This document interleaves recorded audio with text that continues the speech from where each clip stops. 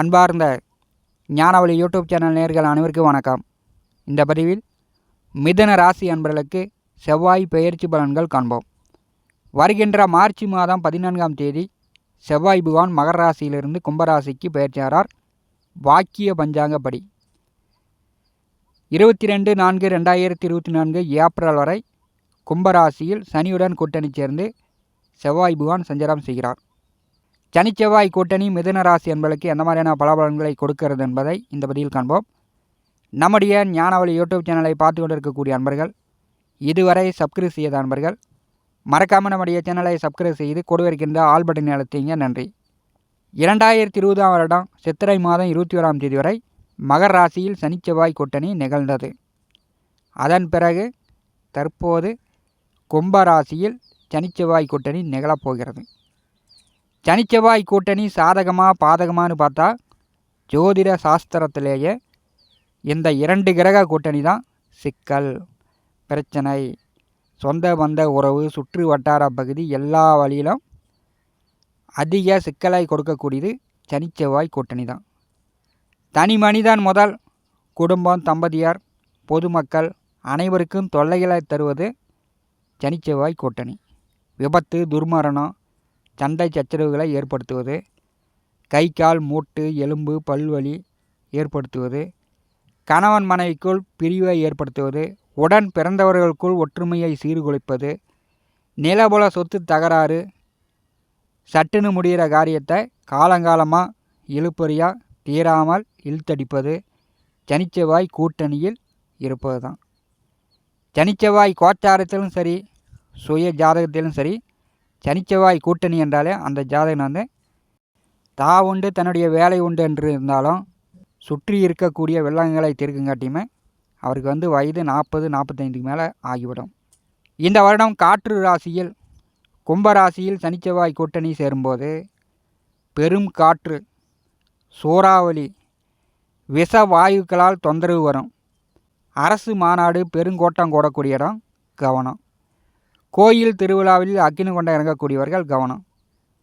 2 wheeler முதல் விமானம் வரை போக்குவரத்தில் கவனம். எல்லா விஷயங்களிலும் கொஞ்சம் முன்னெச்சரிக்கையாக செல்வது எல்லோருக்குமே நல்லது. சனிச்செவ்வாய் கூட்டணி என்றாலே சங்கடம். அந்த சங்கடத்தை இயற்கையாக கொடுக்கக்கூடிய சங்கடத்தை யாராலுமே தீர்க்க முடியாது. மிதுன ராசிக்கு 9ஆம் இடமான பாக்கியத்திலே சனிச்செவ்வாய் கூட்டணி நிகழ்கிறது. தந்தை ஸ்தானம், பாக்கியஸ்தானம், சகல நன்மைகளை கொடுக்கக்கூடிய பாக்கியங்களை கொடுக்கக்கூடிய இடத்தில் 2 பாவ கிரகங்கள் கூட்டணி சேரும் பொழுது தந்தை சொத்துக்கள் வழியாக பிரச்சனைகள் இருந்துச்சுன்னா, பாகப்பிரிவினை செய்ய முடியாமல் கோர்ட்டு கேஸு வழக்கு வில்லங்கத்தில் இருந்துச்சுன்னா இந்த மாதம் அப்படியே ஒட்டுற வேண்டியதான். இந்த சனிச்செவ்வாய் கூட்டணி சேரும் பொழுது அந்த வில்லங்க விவகாரங்கள் தீர்ப்பதற்கான வாய்ப்புகள் குறைவு. சொத்து பத்திரங்களை பேங்கில் அடமானம் வைத்து கடன் பெற்றவர்கள் அண்ணன் தம்பியெல்லாம் ஒட்டுக்காக சேர்ந்து கடனை அடைத்து பத்திரங்களை மீண்டு வாங்கிட்டு வரலாம். அதற்குண்டான வாய்ப்புகள் உண்டு. முதல் 15 நாட்கள் செவ்வாய் பகவான் தன்னுடைய சுய நட்சத்திரத்தில் சஞ்சாரம் செய்கிறார். முதல் 15 நாட்கள் சுக்கிர பகவானும் பாக்கியத்திலே கூட்டணி சேர்ந்து சஞ்சாரம் செய்கிறார். ஒரு சிலர் தந்தையை விட்டு பிரிந்து வெளியூர், வெளியிடம், வெளிநாடு சார்ந்த வேலை தொழிலுக்கு செல்லலாம். தொழில் சார்ந்து, வேலை சார்ந்து சில பிரிவுகள் வரும். தந்தைக்கு வேண்டாத விஷயங்களை செய்து தந்தையிடம் கெட்ட பேர் வாங்கக்கூடிய நிலையும் சில பேருக்கு அமைந்துவிடும். 6க்கும் 11ஆம் வீட்டிற்கும் அதிபதியானவர் பாக்கியத்திலே சஞ்சாரம் செய்யும் பொழுது நீங்கள் எடுத்த காரியம், தொட்ட காரியம் தாமதப்படும் அல்லது உங்களுக்கு எதிராக போகிறதுக்கான வாய்ப்பு உண்டு. செவ்வாய் பகவான் 7ஆம் இடம், 8ஆம் இடம், 9ஆம் இடம் ஒரு 6 மாத காலமாகவே மிதுன ராசிக்கு செவ்வாய் பகவானுடைய நிலை சாதகமில்லாமலே வருகிறது. மே மாதம் 6ஆம் தேதி வரை உங்கள் ராசிநாதன் புதன் நேச நிலையில் சஞ்சாரம் செய்கிறார். பங்குனி மாதம் குருவுடன் புதன் கூட்டணி சேர்ந்திருக்கும் பொழுது உங்களுடைய எண்ணம், உங்களுடைய ஆசை வெற்றி பெறலாம். உபஜயஸ்தானத்திலே குருவும் புதனும் கூட்டணி சேர்ந்திருக்கும் பொழுது சுப காரியங்கள் செய்யலாம். திருமண வயதில் உள்ளவர்கள் வரன் பார்த்தா வரன் செட் ஆகும். சுப காரியங்கள் தைரியமாக முடிவெடுத்து செய்யலாம். பங்குனி மாதம் 15ஆம் தேதி வரை செவ்வாய், சுக்கிரன், சனி 3 கிரகங்கள் 9ஆம் வீட்டில் சஞ்சாரம் செய்யும் பொழுது முதல் 15 நாட்கள் உங்களுக்கு அற்புதமாக இருக்கும். சகல நன்மைகளும் கொடுக்கலாம். பங்குனி 15ஆம் தேதிக்கு பிறகு மாதம் பிற்பாதி சனி, செவ்வாய் 2 கிரகங்களும் ராகுவின் நட்சத்திரத்தில் சஞ்சாரம் செய்வார்கள். ராசி அதிபதி புதன் ராகுவை நெருங்கி சஞ்சாரம் செய்வார். விஷக்கிருமிகளால் தொந்தரவுகள் வரும். ராகு என்றாலே கருநாக பாம்பு. ராகுவுடன் புதன் கூட்டணி சேரும் பொழுது நீங்கள் புத்திசாலித்தனமாக நடந்துக்கணும். புத்தியை குழப்பம். ஒரு தடவைக்கு பல தடவை யோசிக்கணும். எடுத்தேன் கவிழ்த்தேன் அப்படின்னு எந்த முடிவும் எடுக்கக்கூடாது.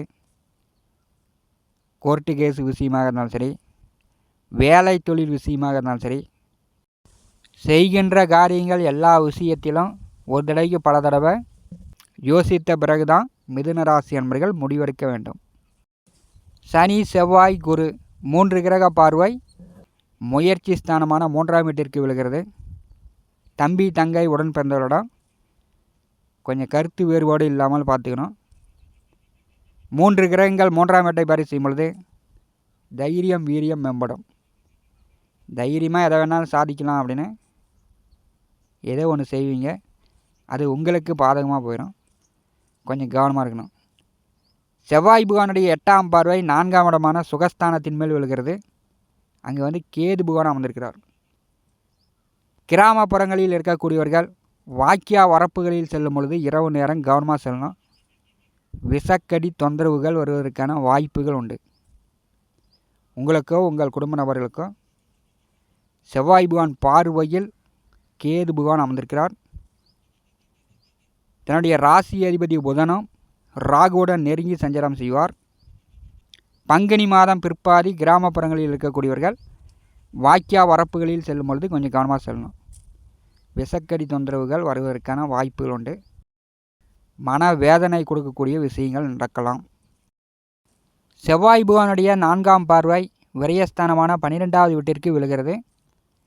விவசாய நிலம் உள்ளவர்கள் கிணறை கொஞ்சம் ஆழப்படுத்தலாம், போர் போடலாம். விவசாய நிலங்களில் கொஞ்சம் விரைய செலவுகள் செய்யக்கூடிய நிலை மிதுன ராசி அன்பர்களுக்கு ஏற்படலாம். அல்லது குலதெய்வ கோயில் வழிபாடு, கோயில் காரியங்களுக்காக கொஞ்சம் செலவுகள் செய்யக்கூடிய நிலையும் பங்குனி மாதம் பிற்பாதி மிதுன ராசி அன்பர்களுக்கு காட்டுகிறது. செவ்வாய், சனி 2 கிரகங்கள் 9ஆம் இடமான பாக்கியத்திலே சஞ்சாரம் செய்யும் பொழுது தந்தை பெற்ற கடனை மிதுன ராசி அன்பர்கள் பங்குனி மாதம் பிற்பாதி அடைப்பதற்கான வாய்ப்புகளும் உண்டு. தந்தை மகனுக்குள் கருத்து வேறுபாடு இல்லாமலும் நீ என்ன சொல்கிறது நான் என்ன கேட்குறதுன்னு விதண்டாவாத பேச்சுக்கள் தந்தை மகனுக்குள் இல்லாமலும் மிதுன ராசி அன்பர்கள் பார்த்து கொள்வது. செவ்வாய் சனி கூட்டணி குடும்பத்துக்குள்ளேயே கூட வில்லங்கம் தொல்லைகளை ஏற்படுத்தி விடலாம். எந்த ஒரு காரியத்திலும் கொஞ்சம் முன்னெச்சரிக்கையுடன் மிதுன ராசி அன்பர்கள் செல்வது நல்லது. அஷ்டமத்திலிருந்து செவ்வாய் பகவான் பாக்கியத்திற்கு வருகிறார்.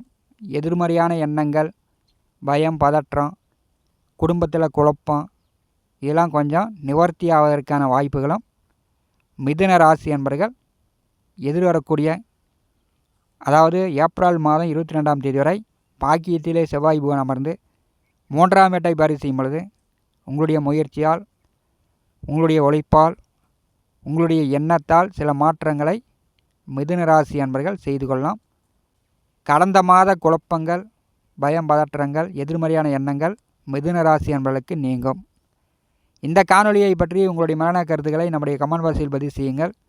நம்முடைய ஞானவழி யூடியூப் சேனலை பார்த்து கொண்டு இருக்கக்கூடிய அன்பர்கள், இதுவரை சப்ஸ்கிரைப் செய்த அன்பர்கள் மறக்காமல் நம்முடைய சேனலை சப்ஸ்கிரைப் செய்து கொடுவிருக்கின்ற ஆல் பட்டனை அழுத்திங்க.